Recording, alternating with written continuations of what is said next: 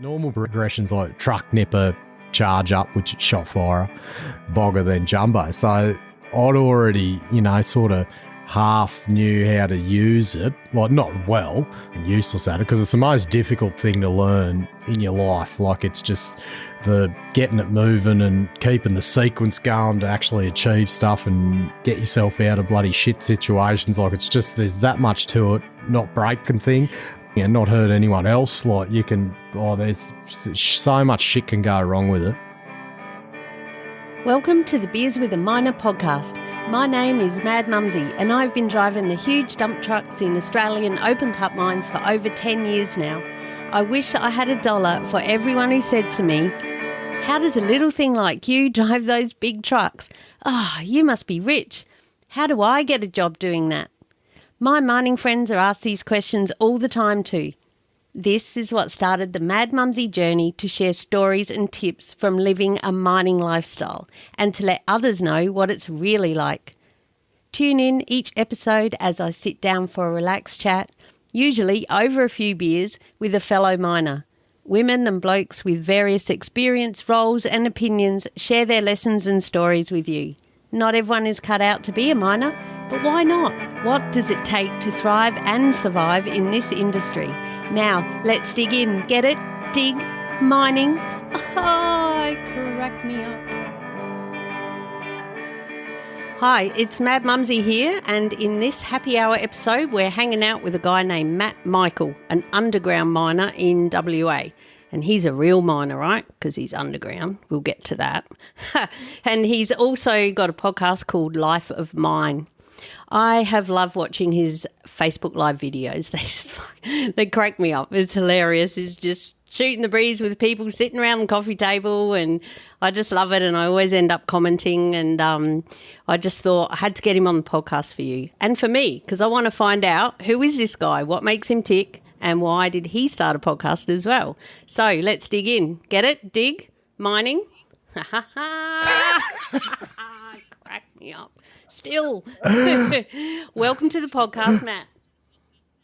Oh, thank you very much. I was so impressed by your transition from to your very professional intro there. It's like you flicked a switch. That was very well done. It's called reading. Reading. You should try it one time.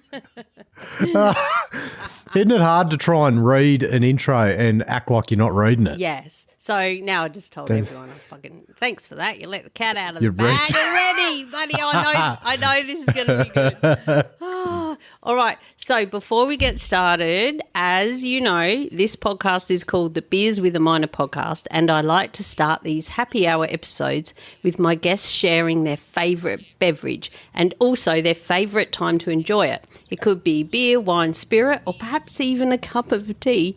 What is yours, Matt?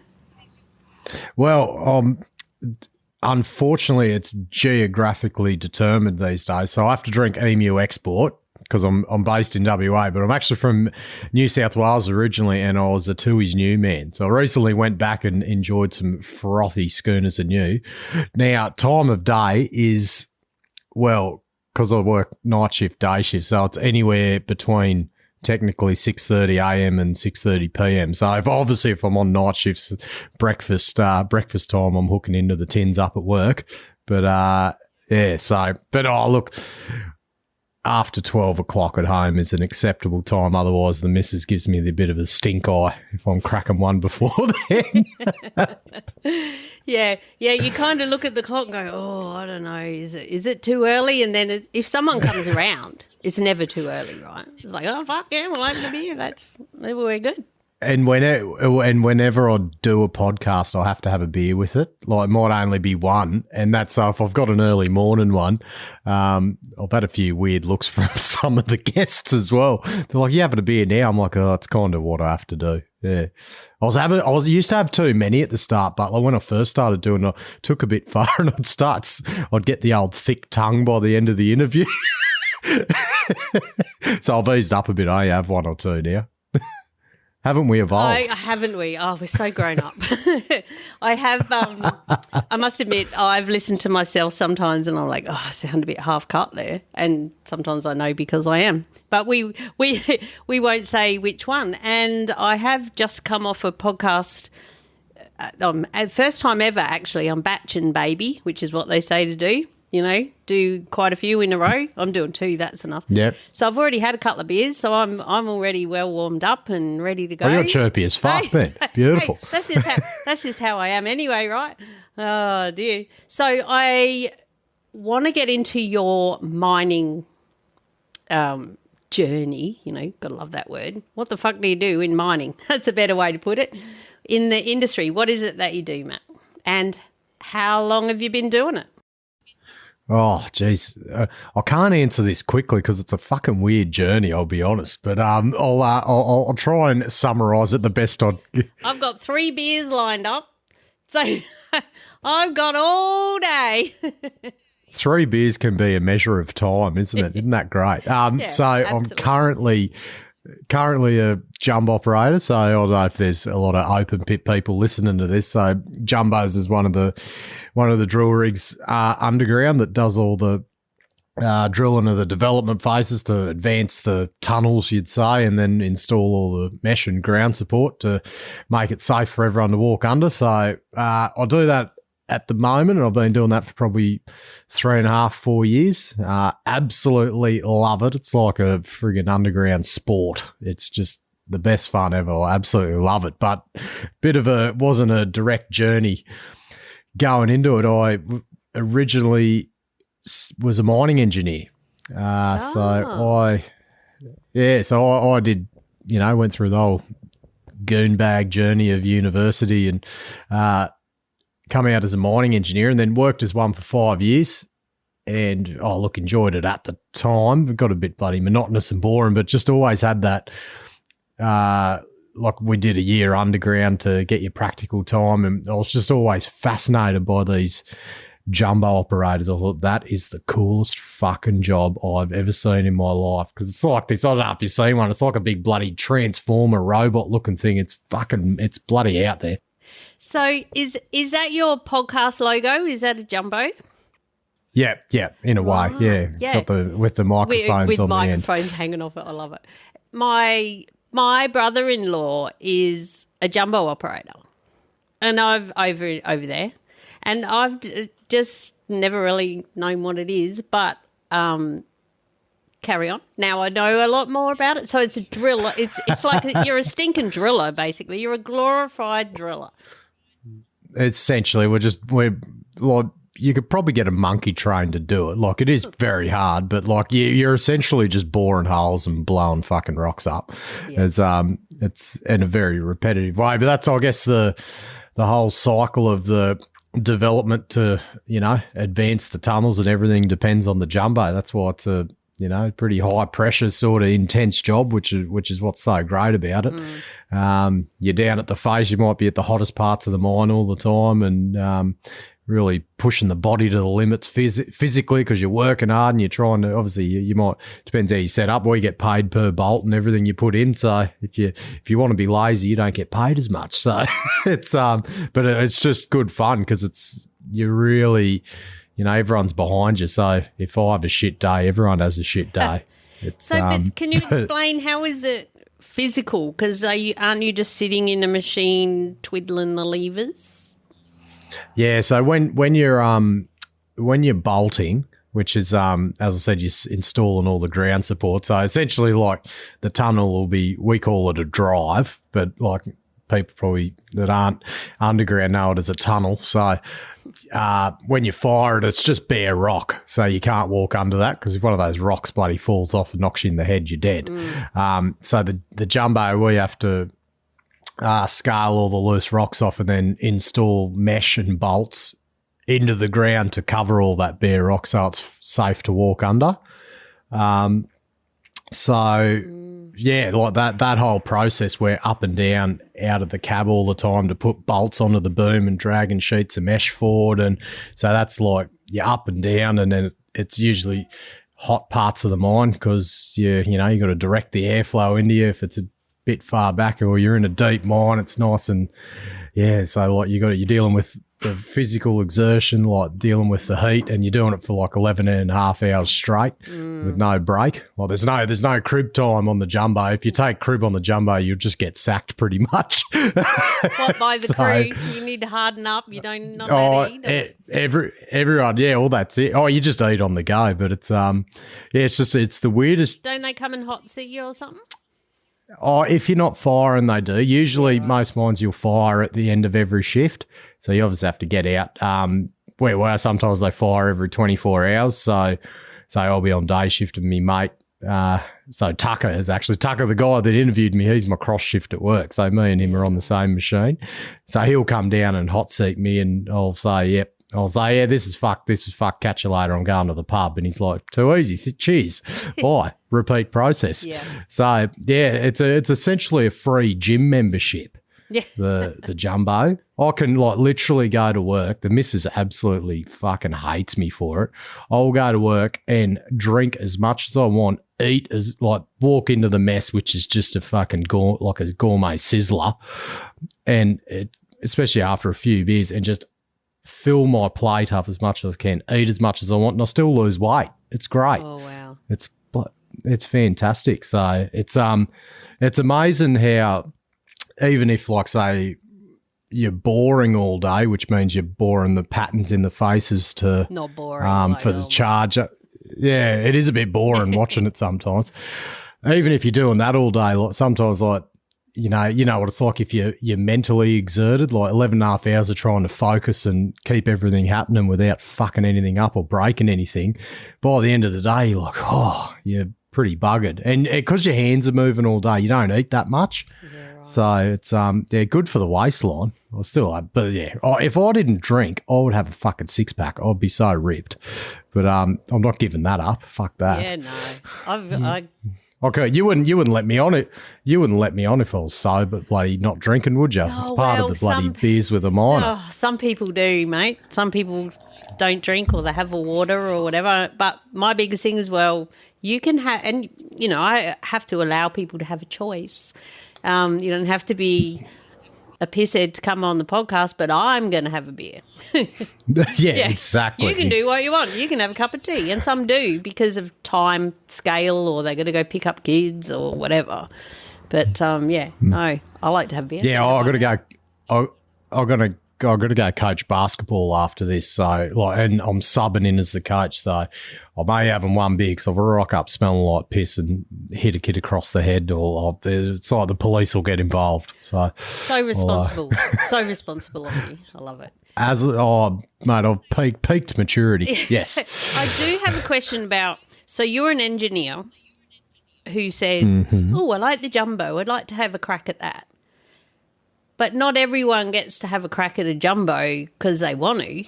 I'm sure it's the same as like in the open cut everyone wants to be a digger driver or something. But, yeah, you got to do your time in the truck and the fucking, get on dozer, work your way up. So how did you go from engineer to jumbo operator, which is basically like the top of the scale in underground mining, isn't it? Yeah. So it's normally like, it could be like a 10-year wait or 7-year wait to get on a jumbo. So you got pictures on people, right? I got so many bosses that have fucked goats, and I got pictures of it. I essentially gave engineering away and went up to Telfer with Burncut on a truck as a truck driver, and just literally I had it in my head, I'm like, I'm going to get on the jumbo. And I asked them, they're like, what are you giving engineering away for? Well, I said, I want to be on a jumbo, full stop. And they're like, oh, you won't get on one here. There's too much of a waiting list. I'm like, yeah, no worries. We'll fucking see about that. And so I got on the truck. And so truck's the first role, usually in underground. And then the next role after that is the nipper. So nipper is in I think that's what they call the bloody surf kids, don't they? The nippers. Yeah. Spelt the same. Yeah. Yeah, anyway. So the job of the nipper is essentially to feed the jumbos up the arse. So the nipper just has to, with mesh and bolts and whatever they need. God. yeah, no, wristies if they want them, bloody whatever's going. But so they got to set up the headings with the mesh and bolts so the jumbos can put them up, and then they assist the jumbos. And anyway, so their sole purpose is to help the jumbos. So once I got nippers, there were five jumbos at that mine, and because I was just so obsessed with getting there, I just started.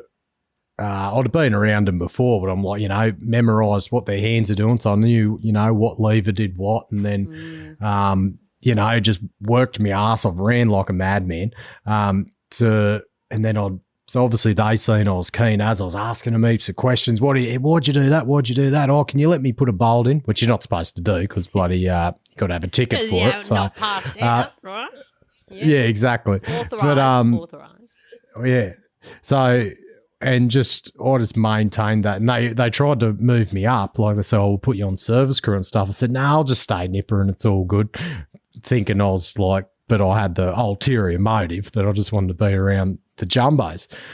And then, I did a bit of like a few months on the bogger, which is like, like a digger, like a bloody whatever the loader, like a version loader. Is. A loader, yeah, underground loader. They're really flat, aren't they? Yeah, they look like something an elephant squashed them. Yeah. They got an open pit one and stood on it. Yeah. Yeah, exactly. Yeah. It looks like something out of Austin Powers, like, a little fucking buggy. Yeah. So I did a bit of time there, because that's the normal progressions like truck nipper, charge up, which is shot fire, bogger, then jumbo. So I'd already, sort of half knew how to use it, like not well, fucking useless at it, because it's the most difficult thing to learn in your life. Like it's just the getting it moving and keeping the sequence going to actually achieve stuff and get yourself out of bloody shit situations. Like it's just, there's that much to it, not break the fucking thing. But then not get hurt, not like the roof, not get hurt. Yeah, well, that's it. Yeah, that's the thing, and not hurt anyone else. Like you can, there's so much shit can go wrong with it. And got to the stage where like a heap of people left, and I was on 2 and 1, and I was doing 2 extra days every swing. I was just to be around the jumbo. Like I just want to throw bolts, and and this just went on for. They did it for about 4 months, and they're like, "What the fuck's wrong with this bloke?" And heap of people left. Psycho-obsessive much? Exactly, yeah. And I think the industry had a bit of a pickups. This was around 2015, I think, 16. And a heap of people left, got other jobs, and they were short on jumbo operators. And they're like, "Well, you're sort of the only one that fucking has half an idea how to use it," even though all these other people were waiting in line. They didn't know anything. They were probably expecting to be given an opportunity to get trained on it and everything. I'm like, fuck that, I've got to make this happen myself. And that was it. Once I got on it, I'm like, you beauty. I did sort of manipulate him a tiny bit. I won't lie about this, because I might have said, if you just give me my jumbo paperwork, because I had the engineering background, I said, if you just give me my jumbo paperwork, I just want to understand it a bit, and before I go down the management path with you, because they're always looking for managers and shift bosses and all that. Yeah. So I might have told a white lie there and manipulated them a little bit, and then once I got on it full time, I'm like, beauty, thank you very much, I'm staying here. I'm handcuffed in. You can't get me out, man. Yeah. Oh, the golden handcuffs. Yeah. So that's it. So I guess the moral of the story is, a lot of people come up to now. They're like, "Oh, I want to be on a jumbo in 12 months. What's the odds of that?" I'm like, mate, completely up to you. If you want it that bad enough, you'll make it happen yourself, because it's not going to get fucking given to you. I know that firsthand. So I just took it. I'm like, you just got to not take no for an answer. Without bloody knifing anyone in the back, obviously, but... Yeah, in the nicest possible way. Yeah. Exactly. Try and do it politely. Yeah, that's it. And show that you're keen, and you put in the hard yards around it and stuff. And in the open card, I've seen a lot of people, newbies, come in, and they've finally got their, got a start as a truckie. And then within the first week, so how do I get on a dozer? How do I want to be on the digger? I'm like, yeah, mate, learn how to drive a truck first. Just go to work and do your job and do it well and just take it all in and learn, and then start thinking about it, but you just piss everyone off when you go in going, oh, I want to drive a dozer, or I'm sure it's the same in underground. You'd see that with the new people coming in. Well, it's ones that say, how do I get on this? It's like, well, it's not like you don't just get it given to you. If they're like, if they say it as like, look, my goal is to get here, this is where I want to be, but you see they're keen as to learn, and they're it's different to just saying, how do I get given this? It's like, but when people are like, working their ass off and trying to separate themselves from the field and be better than everyone else, it's like, they're the ones you want to harness, because they're going to, apply that same mongrel if they get given an opportunity for the next role. And then, but especially at the moment, because there's fucking I don't know if there's a skill shortage. There's just so many fucking mines going that people just don't exist. That's right. And is Telfer still going? That shut, didn't it? Yeah, no, I think they're on the last bit of the actual Telfer. They're actually cutting a portal next to it, which is, I think it's half hour away or something, and that's a whole new ore body, which is like the new Telfer essentially. Oh, right. But that is a huge mine. It was like, because it's so hot up there. It's like, so Marble Bar's obviously one of the hottest places in Australia. So, and it was real hot underground. Like they had refrigeration, but if there was a cyclone, the refrigeration doesn't work, because it's evaporative. And there was some hairy moments of dehydration, and you always cramping, you'd be spewing all the time, it's tough work. It's you got to be so careful. Well, that's why they're so big on like education about heat exhaustion, heat stress, and everything, because you don't try and push through it, because once you get like that, you're fucked. Like there's no coming out of it that day. You don't just magically get better. You got to stop and just park up and eat and drink and try again tomorrow. Yeah, well, that's it. And like, I can only imagine what that feels like in a hole, like down there. It's bad enough in the open cart. And I remember, I think I was on the water cart, and the fitters were fixing a machine, one of the diggers, and I had to be there to hose off something or other. I'm just sitting up there in my aircon listening to the two-way and the radio, Yep. All good, and the fitters are down there crawling around in the shit and the heat, and I'm like, why do they do that? And it would have been pushing 45 and humid, like Queensland. Well, it probably wasn't 45. It would have felt like that. But they put a bit of GST on it, she'd be right. 45 at least. Okay. But the humidity makes it just feel so much hotter, and then they say it's 32. Like, fuck, it's 50 degrees. But 32 with 90% humidity, you know all about it, right? Oh, and God. This fitter, he was doing it tough. And I'm a bit of I'm a mum and a nana. And I stuck my head out, and I'm like, mate, it was an apprentice. I said, oh, mate, there, he's stuffed. You could see he was just about to spew up. Oh, he'll be right. You better take some cement and harden the fuck up. This will learn him, blah, blah. I'm like, nah, mate, get him in the light vehicle or something. And they ended up, when they looked at him, and he did end up with heat stroke. And they did a big thing about it the next day and stuff. And I recorded a podcast audio blog, just me having a rant about it.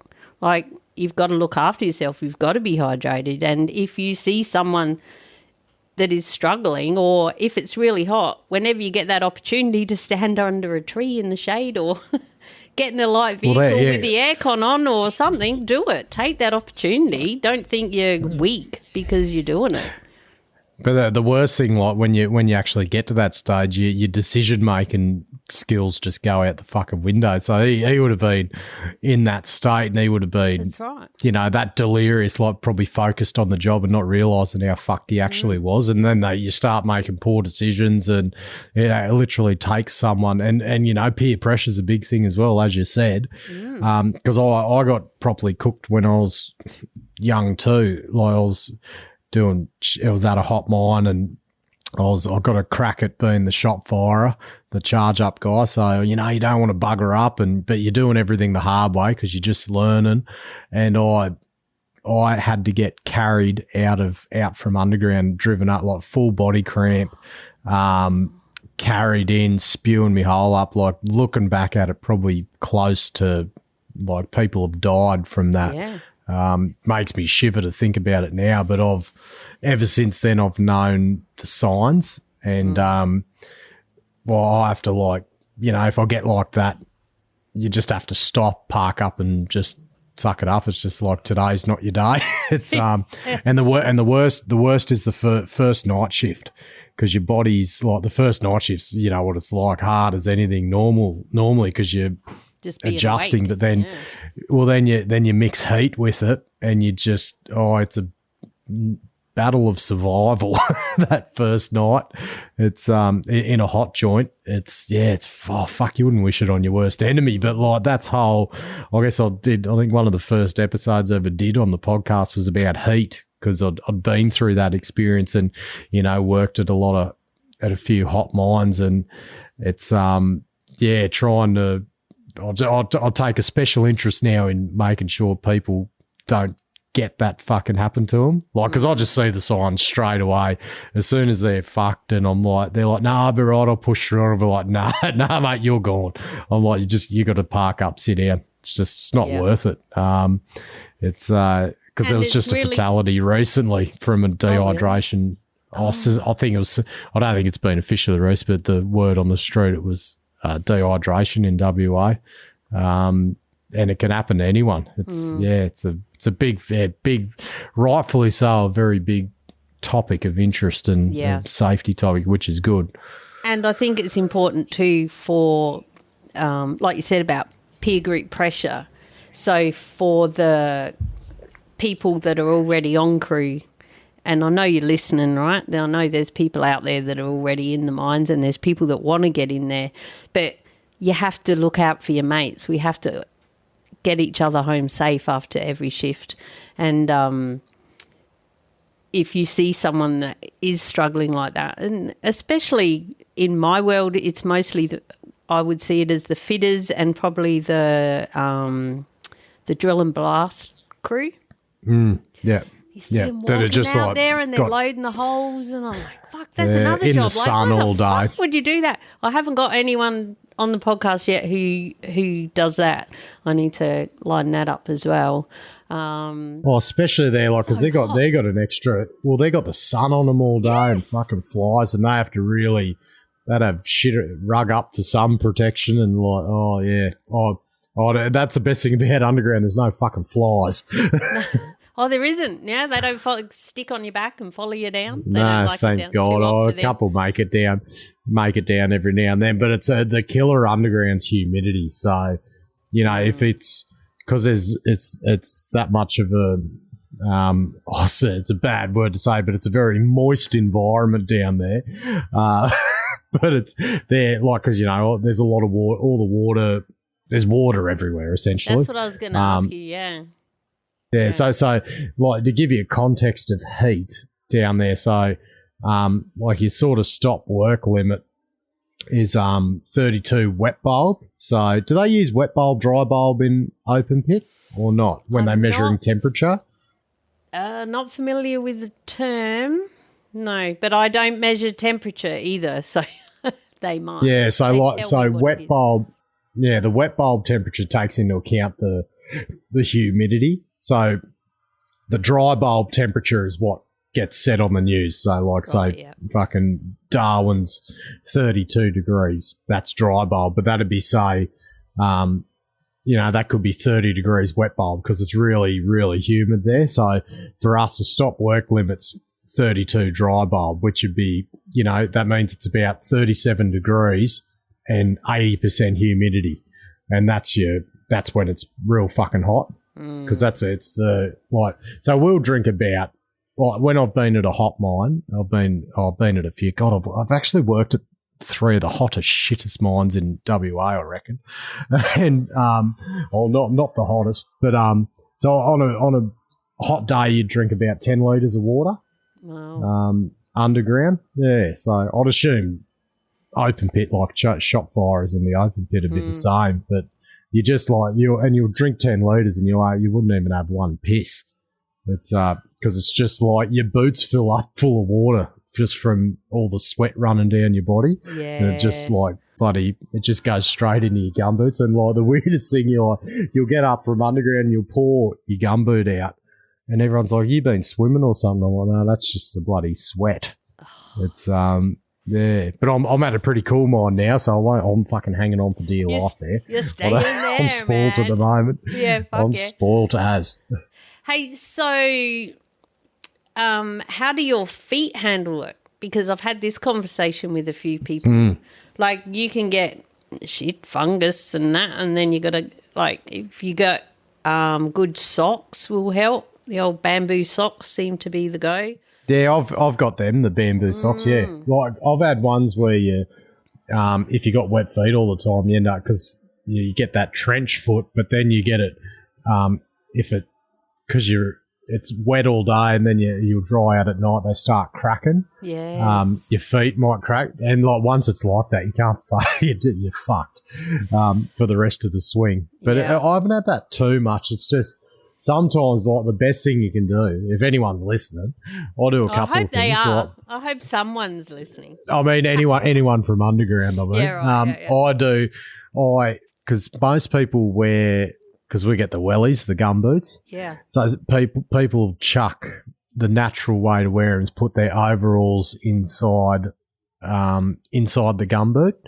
But that means, like, all the bit of sweat in your body sort of, eventually runs down your overalls and funnels straight into your gum boots. Oh, yeah. So like the wetter you are all day, the more heat you're retaining, because all your body heat's just getting retained on all the water on the outside of you. So I actually wear my overalls on the outside of the gum boots so that a lot of that moisture from the overalls doesn't actually go into my gum boots. And then you got the bamboo socks, but then if you're that wet all day, I actually bite the bullet, stop, and wring out my socks and put them back on, wring out so you can imagine the shit you're wringing out off that. But that actually, it's amazing how much of a difference that makes to get that bit of sweat off your body. Like, it just cools you down a bit. Because it's like anything, you just got to learn to manage it, and it's little things like that can make a. And then you go to some sites, you get the fucking client squeezers up top with their flash pens, and they're a bit overweight because they're sitting in an office all their fucking life, saying that we all have to roll our sleeves down and button them up for safety and all that. But that just like. Yeah, the amount of heat you retain from having your sleeves down and all that all day, it's just like, I'm like, mate, people have come down and say, have your sleeves down. I said, you fucking stand next to me for 2 hours with your sleeves down and I'll keep them down, mate. And because they all come and tell you to roll your sleeves down, but then they just fuck off back to their aircon ute and drive to the surface while you're down there. So I've got, just a bit of a touchy, sensitive topic there. Yeah, tell me to roll your sleeves down, you can get fucked. I'm just letting everyone know. Because it's too fucking hot. Yeah, and I've heard that a lot. That is it's a real issue when people come from, what does a real miner call them? Sunshine mining. Sunshine mining, From the top, they come down and, try to tell you what to do, and then they go back. It's like, okay, bye. Well, I look at it. You just got to look at the safety incidents, like how many you can just look at the number of cuts and abrasions to arms compared to dehydration cases, and I would say dehydration cases would win by a country mile. Yeah. So I'd say I'd rather take the risk of cutting myself, which I'm not going to, but be cool and not suffer dehydration than rolling my sleeves down to conform with a stupid procedure like that. So, really promoting safety here. But, I am actually. I'm passionate about heat and dehydration. And what else are you passionate about for people in mining? Because I know you are very passionate. I am. Well, I'm passionate about the roll, like the jumbo machine itself, because I reckon it's just the bloody coolest thing in the world. I just absolutely love it, but it's more it's what goes into it, like for me to do my job down there. I've got, so many people behind me and around me that are, doing their part as well.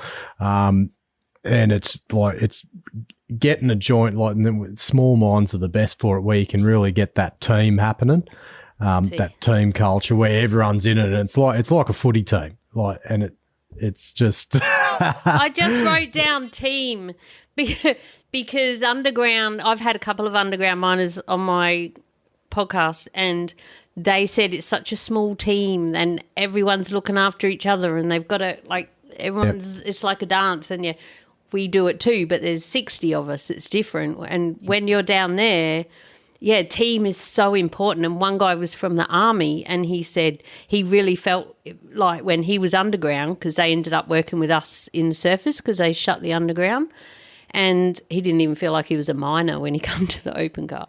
But he said when he went from the army to underground, he felt like it was like when he was in the war and they were in the trenches and everyone had to have each other's back. Sorry to interrupt, but that's what I really pick up about underground mining when I talk to people. And it's it's a big rush as well. Like like, because it's like you got to fire at 5:30 every day, or between 5:30 and 6. So if I don't get the face board out in time, and then for charge up to come in and get it charged, and like, I might be down there, I'll pull out, and they're straight in, and some days I might go help them if I haven't got anywhere to go. I haven't done that for a while. People will be listening like, you never fucking do that. you never fucking help us. Yeah, I'm probably more of a hindrance than anything, but it's like, and then everyone's down there chipping in to get this bloody cut on the deck at That's what they call it, a cut. So like a cut, and on the deck means fired. Get the cut on the deck before 6, and it's like, it's just the best thing ever. Like, everyone's down there giving it a go, and you get up and then you go straight to the pub, and it's just like, that's what I do it for, that rush.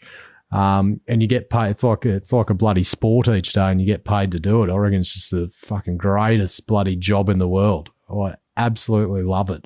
So then when you get all these, that's why I get a bit bloody sensitive about, all that fucking media going off about bloody the mining industry, and the FIFO industry is just full of people, full of rapists and everything, like that whole fucking thing they've gone through recently, just that slagging off the whole industry. Yeah, I'm like, it just really bloody grinds my gears, because I think, I'm just in it, and I think it's one of the greatest industries in Australia, the opportunities it provides us all. From any walk of life. You don't have to be fucking, a lot of people up there that are earning a couple $100,000 a year that didn't even finish school, that can't even read and write, but that's the mining's just given them the opportunity to give them and their family a fucking unreal life. I reckon it's just the greatest thing ever. Yeah. It is, and didn't have to go to uni. Like, I went from working in a pet shop, and then my 22-year relationship fell apart, ended up in the mines because I went back to mum, as you do when life goes to shit. And her husband was working in a mine, and they were hiring a whole crew basically, because they were going from a 3-panel to a 4-panel roster. So they needed another whole crew. And they hired, I think it was about 60 newbies at once, but separated all the crews, so spread them out. And when I started, I got there towards the end, so they were over new people by the time I got there. But I remember I was earning $60,000. I was like, oh my God, how good's this? This is so good. And then I heard in Queensland there were, $120,000 for the same job, plus it didn't snow there. Because I was in New South Wales, and it was, fuck that, it was too cold. And so I went back up to the kids and did that. But like a trained receptionist, I just had kids, not just, as my sister always says, you had kids. That's a big thing. It's not a, and my husband, the kid's dad, he worked, and I did a part-time job and that, and then I ended up working in a mine, working 13-hour days and crew of 60 people, and Fucking loving it. Two girls. One of them was me. I didn't love it at first, Matt. I was fucked. I was so broken because I just had no right to be there, but it's where I ended up, and I'm glad I stuck it out. But bringing it back to your point about the money is that it's such an opportunity for people, and I'm very passionate about what I do because a lot of people just see the money. I'll be rich and look at all that time off, and then that's all they know about mining. And then they get out there and go, well, hang on a minute, wait, what? This isn't what I expected, or a lot of people do struggle and can't do it.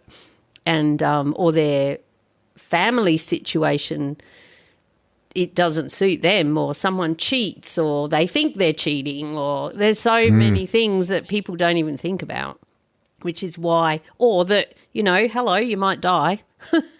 Because it's not big money for no reason. But a lot of people do it and succeed and do it for decades and decades, and family tradition, and the whole family's in it and love it. And, so a lot of people make it work, some don't. What's the difference? What makes you cut out to be a miner, do you reckon? Well, that's I'm the same as you. Like, I've got, motives behind a lot of my episodes trying to help, because I've literally royally fucked up so much stuff in my 20s between gambling, bloody share market investing, drugs, smoking, bloody just. If I could lose money, I would find a way to do it. And all things, because I was just bloody, it's all that. It just I've said it a lot of times, the same qualities I had that helped me get on the jumbo, that addictive personality, that drive, is the same things that were my demise with bloody gambling and drug use and everything like that. And I just fucking wasted my whole 20s. Now for a word from our sponsor, Julia Hartman and the Bantax Accounting Group. If you head to bantax.com.au/miners, that's BANTACS, you can download a free booklet, all just for us miners. And there's also a spreadsheet in there that helps you check off what tools you have for your trade, like your isolation lock, work boots, 7 shirts, all of these sorts of things, and you can weigh them up and it'll tell you if you qualify weight-wise to claim your trips out to work. I strongly urge you to head to bantax.com.au/miners and tell them Mad Mumzie sent you. Give you a bit of context. I'll just as you said, I just did that tell you said before we were talking when I put you to sleep last night with my I just did like my tell-all podcast where my mate interviewed me. He's like, maybe people want to listen to your story. I'm like, oh yeah. So that was the big tell-all of my whole story. And a lot of it was just like, when I first started over here, I got told about these CFD things, contracts for difference, which is essentially like leveraged share market trading. So I took out a $50,000 personal loan and bought like 150 grand or something worth of Northern Star shares, which were 25 cents at the time. I think I bought them for 40 cents. And then they went down to 25, which means when you leverage, you lose the whole fucking thing. So I lost $50,000. Those shares are worth $10 today. So I would have been a multi-fucking millionaire. But and then I just like got fucking, I kept doing it for like, that was just one part of it. Like I already lost fucking $500,000 in my 20s with investing and, gambling and smoking and drug use and shit like that. And then like so now I've hit me, what do I say? 20s are for learning, 30s are for earning. So from all that, I'm just trying to be a bit of a influence, like to say to people, because the amount of blokes I see that go to work in the mines, earn good cash, and then just go and buy an 8-ball of Coke on break and just waste bloody $1,500 just like that regularly. And I'm just like, why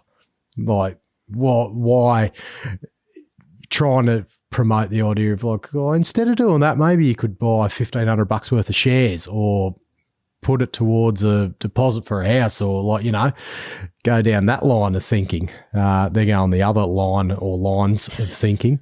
But so yeah, that was, and on the side, so that's if you can try and bloody even look, not everyone's going to listen, not everyone wants to change. It's their own bloody choice. But if we can sort of impact some percentage of the workforce to, you know, make some better use of because you're as you said, you're up there.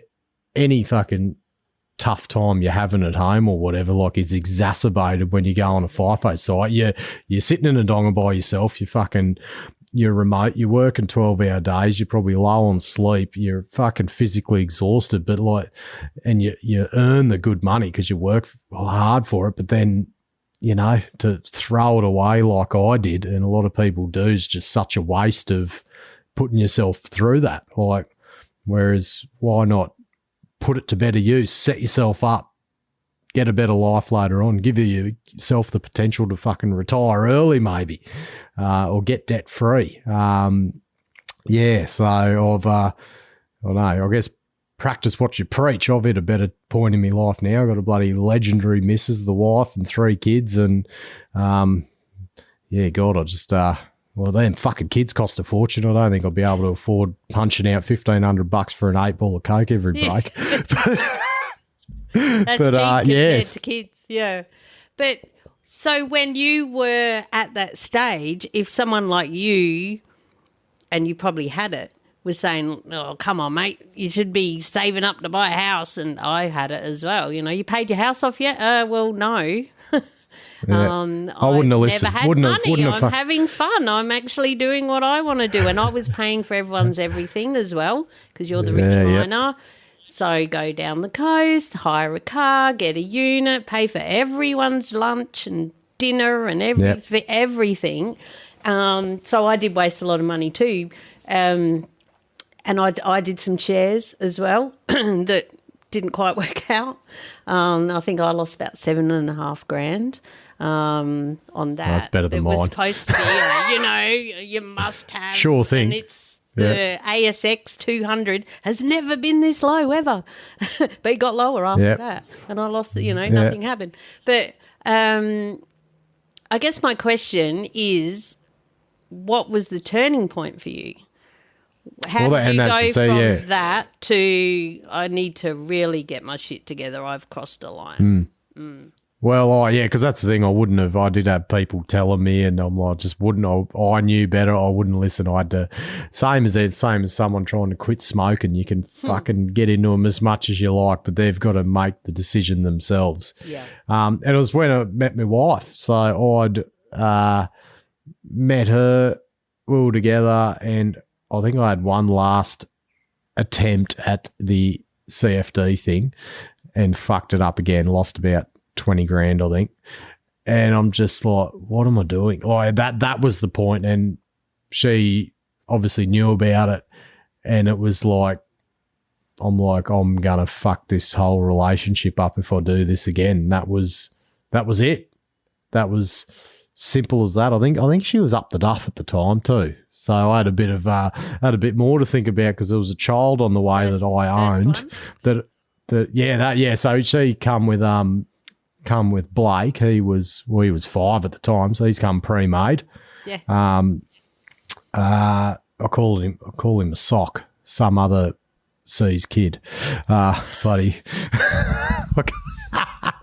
Does he know what that acronym means? No, I haven't told him to his face. Everyone gets a kick out of that usually. Easily. So I'd obviously taken on another child and one coming, and then I'm just like, that was when I finally had to accept. I'm like, oh my God, I've just got a couple of losses here. I'm never going to make this money back, and I'm an addict. I was a bloody gambling addict. When just because it's with the share market, you feel like it's sophisticated, but it's not. It's just sophisticated gambling. It's not the pokies.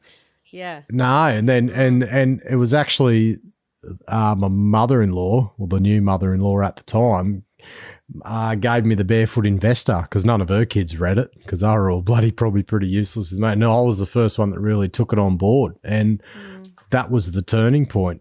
And then, yeah, and it all went from there. It was just like, and that was, I started the podcast not long after that, actually. So after I'd straightened myself out, and my mate said it perfectly. He's like, the reason you started your podcast is because you stopped taking drugs and stopped on the share market, and because of your personality, you still had to direct that energy somewhere, and hence what we've got now, Life of Mine. So pretty much Life of Mine is fueled with like an anti CFD investing drug induced, like it's like the antimatter that come out of my I've essentially taken all these bad share market tips and bloody cigarettes and drugs and shat it out, and I've produced a podcast. Like if you that's the journey. I guess that's one way. That's a weird way of putting it. Oh my God, I love it. That's one hell of a reason to have a podcast is to shit out all your No, you have shit out. I'm seeing a cartoon. You're thinking of the process. I'm thinking of the process. You've got rid of all the shit, and now this is what's coming out. This gold is coming out. It's like people are getting shat on with my knowledge. I don't know how you'd look at it. Yeah, no, that's good. I really like your lives that you do as well. So you just jump on randomly. I get a notification on my phone. Life of Mine is live. I'm like, oh, what's this clown doing now? And I always comment. And it's so good. I love it. So back to the podcast. The name Life of Mine. What made you decide what to call it? Life of Mine, as in your life, and analogy of the mining life as well, or not that deep? No, it was like, because I actually come up with the idea when I was in between Jumbo, and I was actually back to being an engineer, and I was working with a consultant, and I come up with the idea I wanted to do a podcast. I was going to do it with them initially, and we were working on it to do it with them. And then we're all trying to come up with a name. And like the Life of Mine schedule is like, I don't know if Open Pit's the same, but in underground, like the Life of Mine schedule is the schedule for the whole mine. It's called the Life of Mine. And then I picked that. I'm like, that's what we should name the podcast. Like, and it's like a double meaning, like, because you're interviewing people and everything. And then I got the bloody shits with engineering and went back on the Jumbo and quit. And I said, think I'm going to take this podcast with me. I don't know if they wanted me to or not, and I probably burnt the bridges there a bit. Yeah, it was a bit awkward, but anyway, it had to be done. It was probably, trust me, all the fucking work I've put into it and the cost of it, I did them a favour, trust me. But that was so I guess, but it always gave it I don't know, to be honest, I was just looking for something to name it at the start, but looking at it now, it's probably a good thing because it's, if I want to diversify it eventually, because like the goal is to eventually be able to interview everyone, not just mining people. Mining will be the base. Life of Mine isn't really a mining. Like it can be more than mining. It can be evolve. It can evolve to can be anyone. So yeah, that was it. And then I had some guy. The worst thing was the logo at the start. Oh, it was fucking horrendous. It was something I come up with and got someone to spruce it up on bloody Fiverr, and it was so shit. Mad Mumzie logo. Oh, it was so shit. $5 though, does it? I ended up having to pay like $70 so you can use it commercially or whatever. Oh yeah. $5 they say no. But I was shocking at the start. I was that obsessed with it, like who's listening, like I was bloody doing heaps of episodes, and like because I like the addictive personality, who would have thought? Right, yeah. And I got the missus and the young kids as well trying to do this, and I was just there's been a few heated moments, but it was, as you'd know, like because it's so exciting at the start, but I had to really learn to manage, because like the natural thing for me was just to, whenever there was a spare moment, I'd be on the podcast, forget everything around me, like screaming kids or anything. was not sustainable, but because it's not fair on the missus, and especially when she's like, but then the motivation at the start was she's like, this podcast, you're never going to make money out of it. Like, I don't know why you're doing it. I'm like, I'll fucking show you. It's been a long journey, starting to, kick some goals now on the financial side of things, but I've got a bit to make up for, because as you know, it's a bit of an investment with equipment and everything. And I went down the video route, and like I've gone fucking balls deep into it. I've gone all in. Like, who would have thought? Who would have thought I would have done? Yeah, instead of wasting on shares, I wasted on fucking mics and cameras. But they're a lot cheaper, and you got them. They're not going to get taken away by anyone else unless someone breaks in. And you probably the got bank insurance, can't get them. So, yeah. Yeah, had to get that too. So, where was I going to go with that? With the podcast, with the name, the logo. You can go wherever the fuck you want. Yeah, with it. no, it's your podcast, mate. I was on a track, but I've lost it. I'll edit this shit out. Or not, I'll leave it in. Half the time I say I'll edit that out, right? and it's in there, and you forget. Yeah. No, I'm trying to think. I was on your roll there with you, but I just dropped off. I'll have a drink. How about that? What I will do is say all the links for this episode and can be found at madmumzie.com/beers77. That's the show notes. So I'll link everything up. Matt's Life of Mine podcast, anything else that we've spoken about before that I've forgotten already. Must have been good. I'll give you the if people want to listen to the Rough as Guts episodes, I've like hidden them away, because I don't know, who do you have to host yours? I'm on Libsyn. Who hosts your podcast? Libsyn. Oh yes, I'm on Podbean, and they got this patron program, so people have to pay like $2.50 a month, and they get access to all the Rough episodes. So they're hidden away, so the public and the corporate folk can't see them. So they're the ones I drop all the C-bombs in, and like just the rough as guts that aren't appropriate for public thing. And they're the minor ones. They're the underground minor favourites. So that was like, I guess that was a way to try and make a bit of money out of the podcast to pay for all the shit. Yeah, I went down the Patreon route for a while there, but my biggest thing is I haven't been able to keep up being regular because life, so much shit. Yeah, exactly. We don't even need to go into it, but 2016 I started, I got 75, you're episode 77, but I've just done one which is 78, but you'll be first. Oh, beautiful. Yeah. I'm flattered. You're next, right? So, but I just haven't been able to be regular because trying to do other things in my life, and poor old Mad Mumzie slipped down to the bottom of the list. But now I really miss doing the podcast and connecting with people and stuff, and that's where I knew I'd get back there. With the interviewing people, how are you finding that? Are you enjoying that? Are they all mates of yours? Are they just randoms like me who just come in and go, hey, what's going on? Or, yeah. No, well, I'm very, very broad. So a lot of them, I had mates or people or ex-colleagues like workmates or managers or corporate people that I'd sort of worked alongside. And like, look, LinkedIn's the greatest thing ever. You just harass people till they say yes. Yeah. But then like it's as you know, like you have one guest and they forward you on to another person, and then they forward you on to another. Like the network just fucking goes off its tits. Like it's just the best way to meet people in the industry. Like you just got a job for life by the end of it.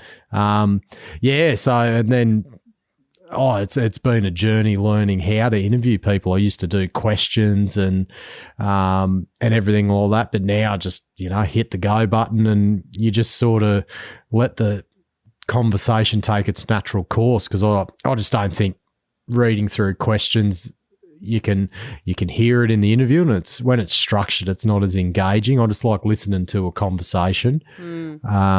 And because mine go for some of them go for over 2 hours, like, because sometimes you can't shut the person up.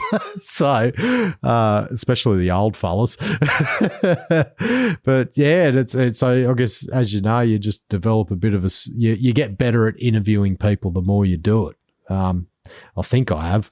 And then, but even with the intros as well, learning to, I type my intros up as well, but like learning to read them, but not sound like you're reading, and learning to have that, you really got to put the energy into your voice and your enthusiasm, get arms going. Because if you just read it, the monotone's just so fucking boring. Yeah. You're trying to pump everyone up. It's like fucking footy. We're fucking running out. We're running out for a bloody origin. And, yeah, it's same as doing a bloody podcast intro. Hey, I'm getting fucking pumped up now talking about it. Jeez. Yeah, that's right. Got to have a beer, get a couple of beers into me and crack a beer. Yeah, exactly. Bit of bloody truth syrup. I like to do it when I'm doing the Zoom test your mic. I'm like, hey, Mad Mumzie here. Blah, blah, blah, blah. Like, oh, yeah. Okay. Put a bit of an American cowboy onto it. MadMumzie.com. Jeez, that's good. When did you start the podcast? What year? Oh, 2 years ago. Right. So May 2 years ago. So, yeah, I think because yours was already going, I think. Yours and Finney's and... That's my claim to fame. I was the first mining podcast. 2016, April Fool's Day. Oh, geez, there you go. My daughter's saying, push it, Mum. That was a submit to iTunes it was back then, not Apple Podcasts. And we were going to town and I had all the things and she's like, just do it. I'm like, I'm scared. And you were probably like, I was so and you seen my one come up, you're like, who the fuck's this Johnny come lately think he is doing a mining podcast? Well, at first I did, I must admit, but my sister, hard hat mentor, Drewy, as everyone knows her, especially over in WA, bloody legend over there.